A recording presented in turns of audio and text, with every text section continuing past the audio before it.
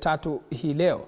Rais Ruto tayari amezuru hospitali inayojengwa ya JM Memorial Hospital Ol Kalou na vile vile kuzindua mradi wa umeme wa Last Mile katika mji wa Ol Kalou. Rais amesema serikali imetenga shilingi bilioni 1.6 ili kuweka stima katika kaunti ya Nyandarua, mradi ambao utafaidi watu 14,000. Vile vile rais amesema kuanzia mwezi Juni katika kaunti ya Nyandarua itakuwa na chuo kikuu ambacho kwa sasa kitasimamiwa na chuo kikuu cha Nairobi.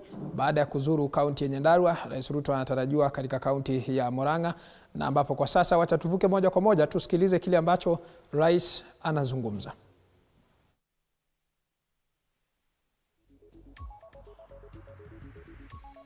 Kijana wa Ruto, wewe ni baba.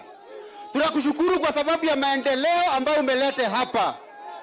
Na Your Excellency, ukipiga kona tunapiga na wewe. Hatukuachi mpaka mwisho. Tunasema ni 10 bila breaks. Jambo la mwisho, Your Excellency, hao wananchi wa hapa wanalia tu jambo moja.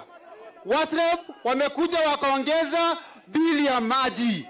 Jambo ambalo tungependa kukuomba Your Excellency, tafadhali ambia WASREB wakuje tuongeleshane nao ndio bili ya maji irudi chini. Jambo la mwisho kabisa, watu wa bodaboda wako hapa Your Excellency, wangependa uweze kuwasaidia ndipo waweze kuendeleza sako yao. Asante sana. Basi niko na viongozi wengine wengi, wacha tuachie hapo. Mimi bado naenda pale kwa program ya affordable housing. Kwa sababu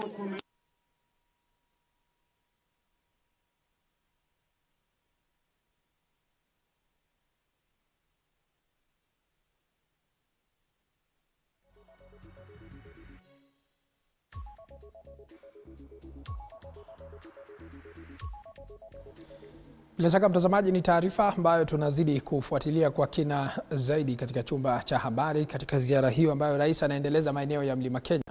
Tukiachana na hayo, kwingineko ni kwamba kauli